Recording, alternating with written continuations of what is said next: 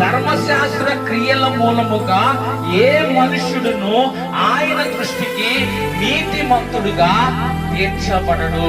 ఎవరెవరండి? ధర్మశాస్త్ర క్రియల మూలముగా ఏ మనుష్యుడును ఆయన దృష్టికి నీతిమంతుడుగా తీర్చబడడు. చెప్పండి, నా క్రియల మూలముగా. చెప్పండి, నా క్రియల మూలముగా, నా పనుల మూలముగా దేవుని దృష్టికి నేనెప్పటికీ నీతిమంతుడుగా తీర్చబడను. ఇప్పుడు ధర్మశాస్త్రం ఏం చేస్తుంది? భారాలు మోపుతూ ఉంది. ఇప్పుడు యేసు ప్రభు వారు వచ్చారు.